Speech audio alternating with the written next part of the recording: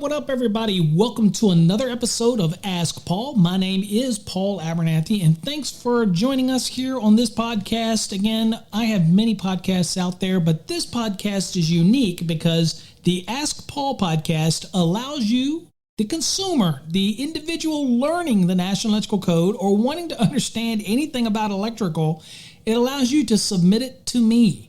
It might be an installation question. It might be a panel mounting question. It might be a knockouts question. It might be punching a hole in a cabinet question. It doesn't really matter. I'm an electrician for over 30 years. I got my hands dirty, very dirty for quite a few years. And I'm also a specialist in the National Electrical Code. So I can cover all areas, not to mention I was a head of electrical jurisdictions. So I also can give you the inspection aspect of everything. So send your questions. Now, where do you do that? You go over to our website, which is www.paulabernathy.com.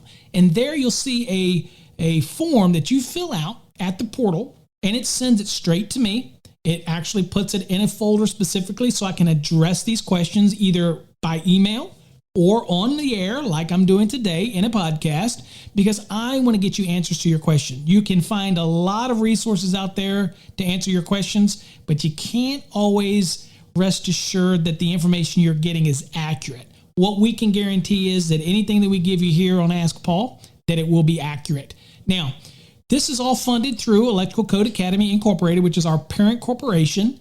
And it allows me to be able to answer these questions and have the funding paid for by our corporation.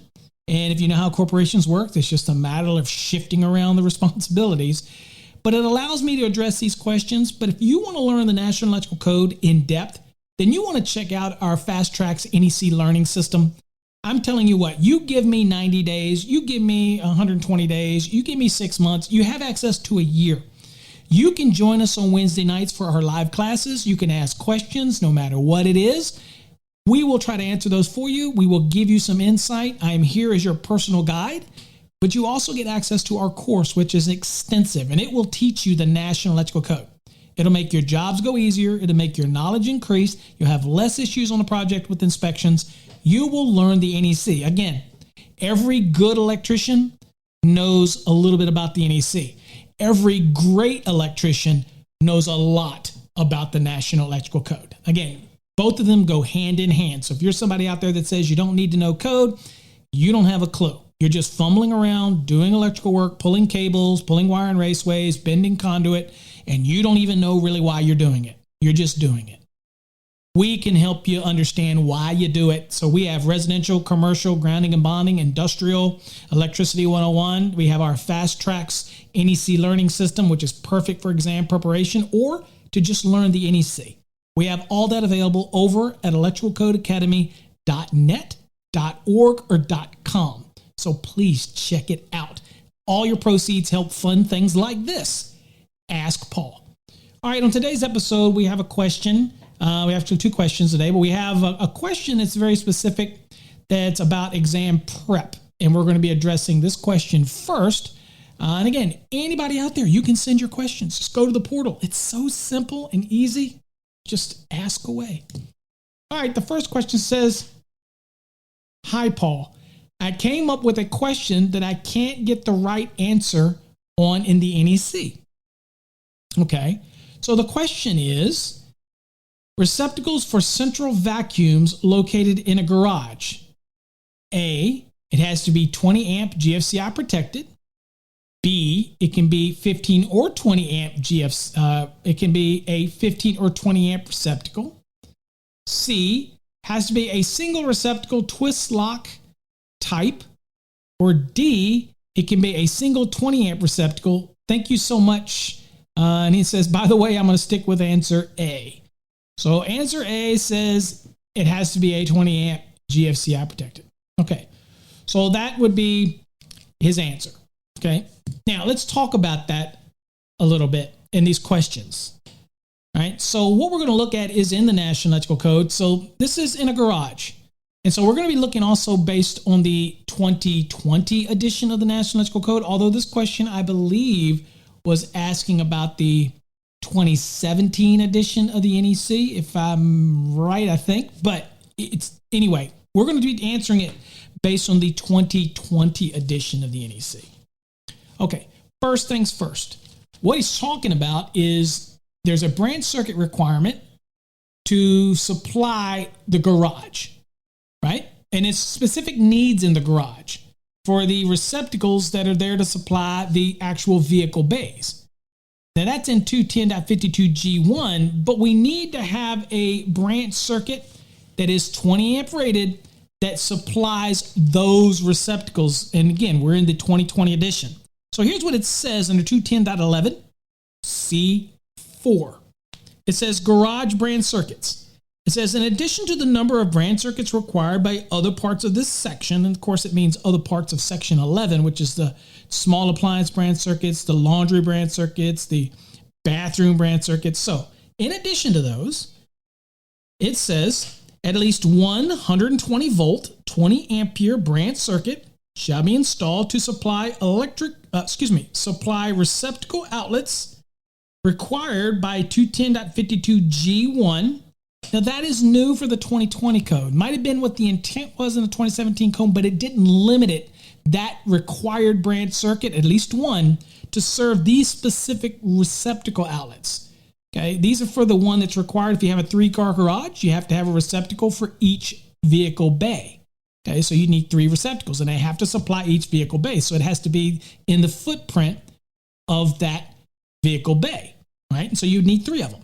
So that is 210.52 G1. However, it says that this required at least one 120 volt, 20 amp branch circuit. Of course, it assumes you have a garage, right? Okay, has to be provided with it. Okay, now it also says for attached garages and in detached garages with electric power. Okay, so if there's no electric power in your detached garage, then this is moot anyway. All right, now it says this circuit shall have no other outlets. And that means it will have no other outlets. That means no outlets that are in the ceiling for garage door openers, no outlet for the central vacuum that we're talking about in this question. None of that. Now, there is an exception that would allow me to use this circuit to feed an outdoor receptacle outlet for, let's say for a ready accessible outdoor receptacle outlet, say one that's going to be serving, let's say, HVAC or something. Right? That's an exception to that rule that allows me to do that. But it would not allow me to do the lighting outlets. It would not allow me to do anything other than the receptacles that serve the actual vehicle bays. Okay? That's what it's designed for me to serve. Now, this question is talking about an additional branch circuit. So this rule for at least one only applies to serving those receptacles that are for the vehicle bay that are required by 210.52G1. Can I have additional branch circuits in that garage? Absolutely. Do they have to be 20 amps? Absolutely not. If you have a central vac, for example, and the load says that it needs to be, or the instruction says be a 15 amp branch circuit, then that's perfectly fine. Now remember, it's still in a garage. You still have to meet the requirements of 210.8A2, and you have to, be GFCI protected. But that's just a protection requirement for the receptacle that's in that location. You still can have additional branch circuits in there. What's more important for folks is that it was very common to put all the receptacles in the garage and then pop up and hit the receptacles in the ceiling for use when? For the garage door openers. Under the 2020 edition of the National Electrical Code, that is not permitted to do so. But you would bring a separate branch circuit in there, and that is perfectly fine. Now, the size of that branch circuit is going to be very dependent on whatever your load is. So you have to be very aware of requirements for permissible loads in 210.23A, which is 15 and 20 amp branch circuits, and dealing with whether it's cord and plug connected equipment or whether or not it's utilization equipment fastened in place. You still got those rules you got to meet. Okay, it's still a branch circuit. But to answer your question, the answer to this question would be, actually, the right answer is not really given. Now, I'll say B is the answer because it said it can be a 15 or 20 amp receptacle. That is true. But it has to be a 15 or 20 amp receptacle that is protected by a GFCI device. Okay? That's the key. That's the caveat to that. All right. Now, could it be a receptacle? Yes. Could it be a breaker? Yes. The caveat with the receptacle is that it's got to be readily accessible. So you couldn't put the GFCI device in the ceiling, obviously. But at the end of the day, it's as long as you protect it at the panel with GFCI, then that's okay. But that's all the GFCI requirements of 210.8 for the receptacle, which means that I can protect it at the receptacle, or I can protect the entire branch circuit back at the panel. The choice is really yours, okay? Because that's a receptacle requirement under 210.8, okay? And not necessarily a branch circuit requirement. So you could do that right where when the receptacle gets right there in the garage, and that's fine. But most people are probably going to do that back at the panel. Just protect the whole thing, all right? So anyway, hopefully that answers that question when it comes to that. So again, not all of the answers really in there. So if you made that question up yourself, it's kind of a poor question, because the only one that I guess that if I looked at it, the only one that could be code compliant would be A, because it is 20 amp GFCI protected. So that is permitted. So if I had to give you an answer, I would say B is the most accurate answer as far as the receptacles. It could be 15 or 20, but of course it requires GFCI protection in there. So I think maybe you're sticking with A because it was the only option that offered GFCI protection. Okay, and that's fine. I'm talking bigger picture. But anyway, hopefully you got something out of that. All right, so the next question that we have that's been submitted to Ask Paul. Again, you can submit your questions. It says, "Hi, Paul. I'm a new apprentice. Just hit my 1,000 hours, and I'm really like your podcast. Thank you for listening." It says, "I'm catching up on a lot of it now.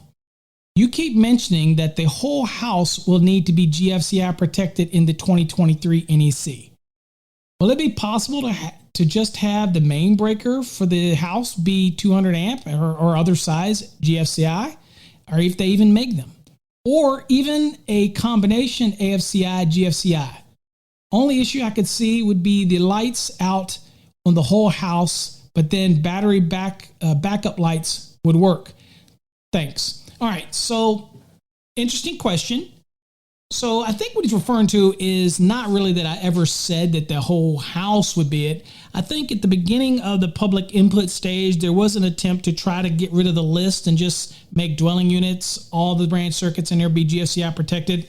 That didn't pass. That didn't go through. Again, it was probably from one of our episodes where we were talking about public inputs and what the intent was and what the manufacturers might be trying to do. But ultimately, that didn't pass, right? That didn't go through. That was probably a 2020 NEC perspective type of show where I did that, okay? Now, they don't make a main breaker GFCI option that I'm aware of for a whole house, and they don't do that with AFCI either. But you never know. Manufacturers could come up with all kinds of different things as they push forward. But again, it would raise the cost, and people are adverse to things that raise cost dramatically. Although we are going to see, as normal, some expanded applications with GFCI protection, as well as some expanded applications with the AFCI protection. But I am not aware of a whole house one that does that with the, there might be one out there. I'm not aware of it. And I don't think most people will invest in that. So that's probably what he was asking, and that's how I was addressing it. Let's see, what else? He says the only issue you'd see would be with the lights. Well, AFCI protection is already required for the branch circuits anyway, so it's going to supply a lot of locations that is going to have the lighting, because it's not just receptacles. It's not, it's outlets. So branch circuit supplying outlets. So that's both lighting outlets, receptacle outlets. It's broader. Okay, so again, there's no requirement, for example, in the dwelling unit for you to have any battery backup on any of that anyway. So you can have optional standby, but that's not required. That's purely optional. You do it if you want. Then you can follow that and put in a generator system or whatever you want. That's your choice to do that. Okay, so I don't know if that answers your question, but again, I'm not aware of any whole house system for AFCI or even GFCI. It's very, and one of the problems that would be with that, and they'd have to work through this, is the fact that GFCI devices and AFCI devices are very much used diagnostically in identifying problems in the system from the branch circuit level. So you have the branch circuit overcurrent protected device, and then again, of course, we do have feeder GFCIs as well, but typically we're using these as diagnostics, and of course the AFCIs are using it. Now, what I do like is you use the word combination AFCI, GFCI. So it lets you know that you're talking about combination AFCI, but what I want to make sure you know that there isn't a combination AFCI, GFCI. Okay, I like that you use the word combination because that's dealing with the AFCI portion. But it makes me think that you think that the combination has to do with AFCI and GFCI. That's called a dual function. It does both the function of AFCI and it does the function of GFCI. So I am proud of you. You just hit your 1,000 hours. A combination AFCI, what that's doing is that looking for characteristics of not only parallel, but series arcing conditions. That's called a combination. It's looking for both of those. The portion of it that's looking for the GFCI, that's part of what's called dual function. It does AFCI and GFCI. So anybody out there who calls a combination AFCI, GFCI, that's not truly what it is. You have what's called combination AFCIs, and then you have GFCIs. But if you put the two together in one device, then that is called a dual function. But I am proud of you that you know the word combination, and we'll just hope that you're just talking about the AFCI portion and not the GFCI portion when you say the word combination. But now I think you know crystal clear.